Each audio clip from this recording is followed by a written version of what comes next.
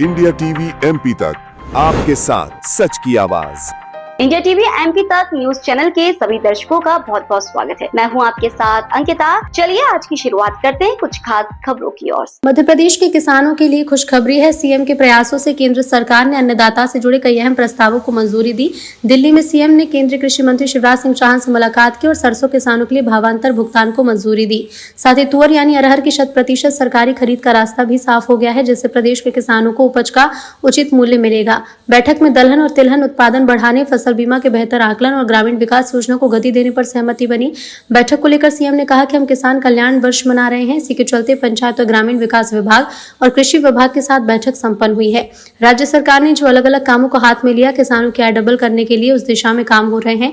हमने सोयाबीन की भावांतर योजना सक्सेसफुल तरीके से लागू किया और अब तिलहन की फसल सरसों में भावांतर को योजना को लागू कर रहे हैं। इसके साथ ही उन्होंने कहा, जैसे केंद्र सरकार ने हरी झंडी दे दी, अरहर यानी तुअर दाल को प्रमोट करने का निर्णय है। केंद्र सरकार ने इसे भी खरीदने की स्वीकृति दी। इसके अलावा बैठक में मनरेगा, पीएम आवास योजना आदि को लेकर चर्चा हुई, जिसमें केंद्र ने सहयोग की बात कही। प्रदेश ने आज हमारे सारे अधिकारियों के साथ राज्य सरकार के और केंद्र सरकार के अधिकारियों के साथ 3 प्रमुख मंत्रालयों में हमारी लंबित योजनाओं को लेकर के और अभी तक किए गए कामों की प्रगति में भारत सरकार के साथ हमारा जो तालमेल है और काम की प्रगति है, इस कारण से पहले एग्रीकल्चर मिनिस्टर श्री शिवराज सिंह चौहान जी के साथ हमने हमारे दोनों मंत्रालय, खास करके पंचायत ग्रामीण विकास और कृषि मंत्रालय के साथ जुड़ करके राज्य सरकार ने जो अलग अलग कामों को हाथ में लिया है किसानों की आय डबल करने के लिए। और इस साल हमने चूँकि सोयाबीन की भावांतर योजना बहुत सक्सेसफुल तरीके से आगे बढ़ी है,